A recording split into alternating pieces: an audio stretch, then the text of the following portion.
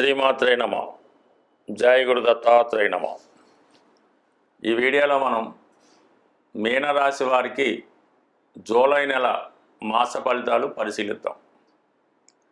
ఏదైనా ఒక రాశిలో పాపగ్రహం సంచరిస్తున్నప్పుడు మనం ఎంత కష్టపడినా ఆ ఫలితం అన్నది మనకి దక్కకపోవడం జరుగుతూ ఉంటుంది.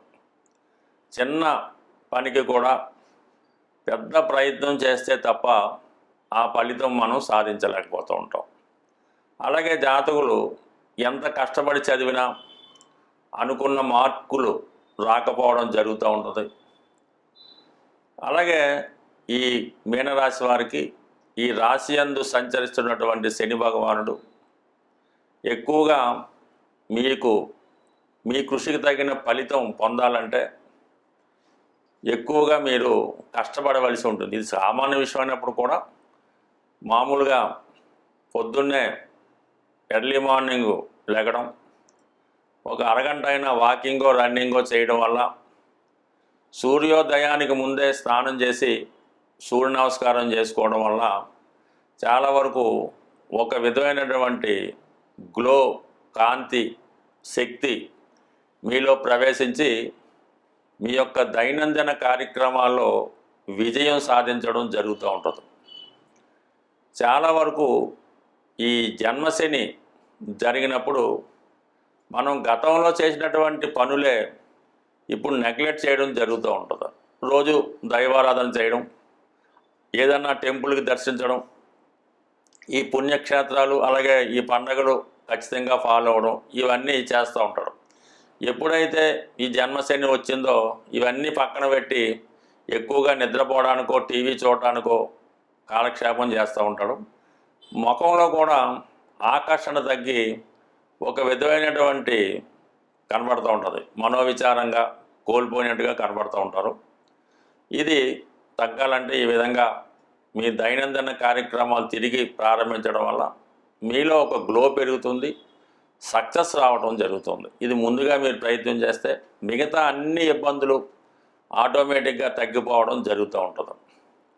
తృతీయంలో ఉన్నటువంటి శుక్రుడు ఒక మంచి మిత్రుడు సహకారంతో మీ యొక్క కొత్త కార్యక్రమాలు ప్రారంభిస్తారు. కొత్త ఉద్యోగ ప్రయత్నాలు ఏవైనా ఉన్నా, పెళ్లి ప్రయత్నాలు ఏవైనా ఉన్నా చాలా వరకు అవి సక్సెస్ అవుతాయి.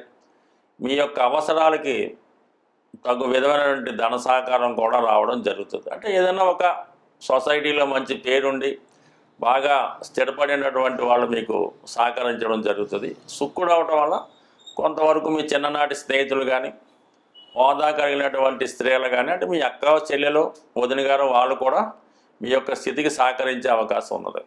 దాంతోపాటు చతుర్థంలో గురువు, అంటే రాష్ట్రాధిపతి చతుర్థంలో ఉంటూ షష్టాధిపతితో కలిసి ఉండడం వల్ల అనారోగ్య సమస్యల నుంచి బయటపడే ప్రయత్నం జరుగుతుంది. ముఖ్యంగా మదర్ యొక్క అనారోగ్యం కొంతవరకు ఏదో ఒక ఇబ్బంది పెడుతూ ఉంటుంది.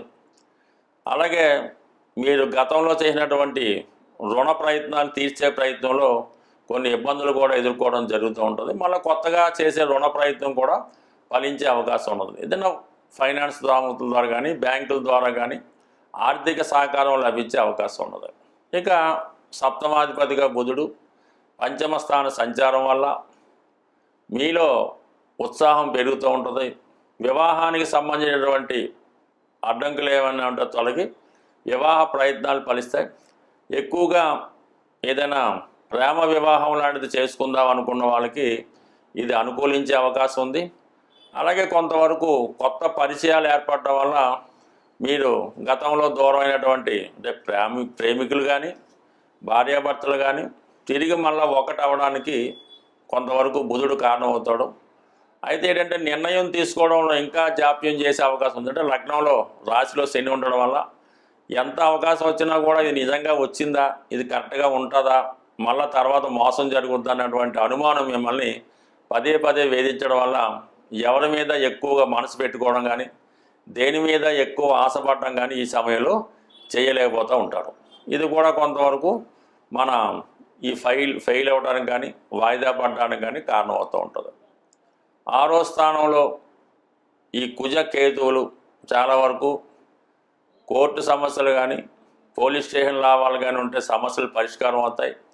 అన్నదమ్ములతో కానీ అత్తవారితో కానీ భార్యాభర్తల మధ్య విభేదాలు చాలా వరకు సమస్య పోవడం జరుగుతూ ఉంటుంది. ఏదైనా ఇటువంటి ప్రాబ్లమ్స్లో ఖచ్చితమైన సక్సెస్ మీకు రావడం జరుగుతూ ఉంటుంది.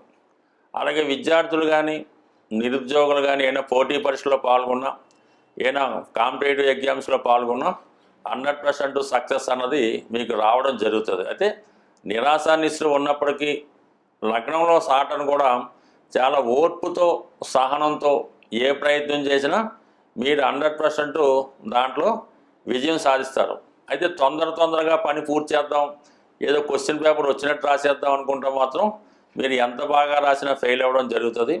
అదే ఓర్పుగా 3 గంటలు ఓర్పుగా కూర్చొని చివరి బెల్ల కొట్టిన దాకా కూడా మీరు వెయిట్ చేస్తూ వచ్చింది రాస్తూ ఉంటే 100% అందులో సక్సెస్ రావడం కూడా జరుగుతూ ఉంటుంది. బట్ ఏదైనా శని భగవానుడు ఒక వ్యక్తిని జీవితంలో ఉన్నత స్థాయికి తీసుకెళ్లాలన్నా అధపాతాళానికి తొక్కాలన్నా కూడా అంతా శని భగవాని చేతిలోనే ఉంటుంది. కాబట్టి ఇప్పుడు ఈ కుజుడు 6వ స్థానంలో రావడం వల్ల ఏదైనా గట్టి ప్రయత్నం చేయడం వల్ల సంపూర్ణ విజయం రావడం జరుగుతుంది. అలాగే 12వ స్థానంలో ఉన్నటువంటి రాహు బ్యాక్ డోర్ ద్వారా లంచం ద్వారా వేరే మార్గం ద్వారా మీరు ప్రయత్నం చేద్దామంటే దానివల్ల మనీ వేస్ట్ తప్ప, ఎవరికైనా ఇస్తే మోసపోవడం తప్ప దానివల్ల ఎటువంటి సక్సెస్ రాదు.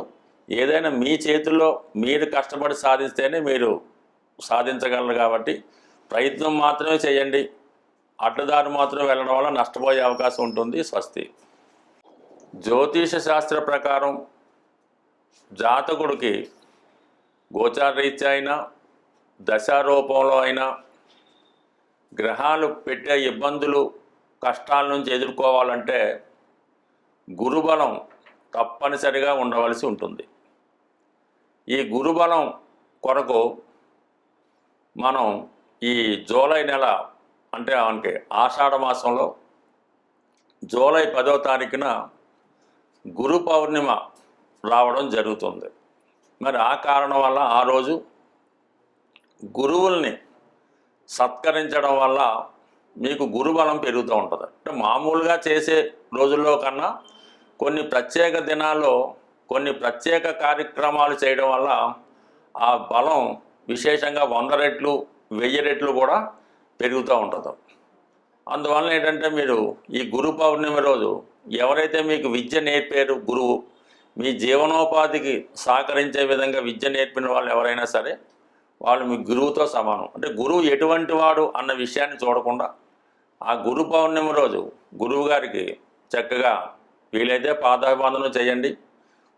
దాంతోపాటుగా వారికి సాంప్రదాయమైనటువంటి వస్తువులు అంటే బట్టలు కానీ వారికి ఏదైతే వాళ్ళు ఇష్టపడుతూ ఉంటారో ఒక సీడ్సో ఫ్రూట్సో గురువుగారికి సత్కరించడం, గురువుగారి ఇంటికి వెళ్ళి ఏదైనా కొద్దిగా ఆ రోజు సేవ లాంటివి చేయడం వల్ల గురుబలం పెరుగుతూ ఉంటుంది. గురువుగారు లేరు, తండ్రి గారు తాతగారు వాళ్ళకి చేయొచ్చు. లేని పక్షంలో అందరికీ గురువు అయినటువంటి సాయిబాబా వారు, రాఘవేంద్ర స్వామి వారు, దత్తాత్రేయుల వారి ఆలయం దర్శించి విధి విధానంగా ఆ రోజు స్వామివారిని అర్చించడం, ఈ విధంగా గురు పౌర్ణిమ చేసుకోవడం వల్ల గురుబలం పెరుగుతుంది. గురుబలంతో మీకు అటు సంస్కారం అటు ఆరోగ్యం ఐశ్వర్యం లభిస్తుంది. అలాగే జాతకుడు జీవితంలో సుఖపడాలన్నా స్త్రీలకు సౌభాగ్యం కలగాలన్నా శుక్రగ్రహం తప్పనిసరిగా జాతకంలో బలంగా ఉండాలి. అటువంటి శుక్రుని యొక్క అనుగ్రహం కోసం ఇదే జూలై నెల 25వ తారీఖు నుంచి శ్రావణ మాసం ప్రారంభమవుతుంది. ప్రారంభమే మనకి శుక్రవారంతో శ్రావణ శుక్రవారంతో ప్రారంభమవుతుంది. కాబట్టి అది కేవలం ఈ శ్రావణ మాసం శ్రావణ శుక్రవారం స్త్రీలకే కాకుండా మగవారు కూడా కంపల్సరీగా చేసుకోవలసి ఉంటుంది. ఆ రోజు కంపల్సరీగా ప్రతి శ్రావణ మాసంలో వచ్చే ప్రతి శుక్రవారం విధి విధానంగా నియమంగా ఉంటూ లక్ష్మీ అమ్మవారి ఆలయంలో అమ్మవారికి సౌభాగ్య వస్తువులు పెడుతూ సాధ్యమైనంత వరకు స్త్రీలకి అంటే మీరు ఎవరైనా సరే స్త్రీలకి పేరంటం రూపంలో వాళ్ళకి తాంబూలం దక్షిణ వస్త్రాలు మీకు ఏది సమకూరితే అది సమకూర్చడం. ముఖ్యంగా ఈ శ్రావణ మాసంలో అక్క చెల్లెలకు తల్లిగారికి అత్తగారికి అంటే ఎవరైతే మీ రక్త సంబంధిక బంధువులు ఉన్నారో మీ శక్తి కొలది వారిని సత్కరించడం వల్ల వారి ఆశీస్సులు పొందడం వల్ల వివాహపరమైన సమస్యలు సాల్వ్ అవుతాయి, మాంగళ్య బలం పెరుగుతూ ఉంటుంది, ఆర్థిక పరంగా అనుకూలంగా ఉంటుంది. అంటే ఒకే నెలలో అటు శుక్రబలం పెంచుకోవడానికి అటు గురుబలం పెంచుకోవడానికి అవకాశం రావడం జరిగింది. ఈ రెండు మనకి శుక్రబలం గురుబలం పెరిగితే సమస్త గ్రహాలు కూడా అనుకూలంగా ఉంటాయి కాబట్టి ఖచ్చితంగా శ్రావణ మాసం అంతా కూడా అమ్మవారికి ఇష్టంగా ఉంటుంది కాబట్టి ఏదో ఒక అమ్మవారి ఆలయ దర్శించడం. ఇప్పుడు ఆషాఢ మాసం అంతా కూడా అమ్మవార్లకి, శ్రావణ మాసం అంతా కూడా లక్ష్మీ అమ్మవారి విష్ణుమూర్తి దర్శించడం. ఈ విధంగా ఏ నెలలో ఆ దైవాన్ని పూజించుకోవడం వల్ల గ్రహాలు మనకి శాంతించి మనకు అనుకూలంగా మారుతూ మనలో కూడా ఒక శక్తి ప్రవేశించి విజయావకాశాలు రావడం జరుగుతూ ఉంటుంది. స్వస్తి.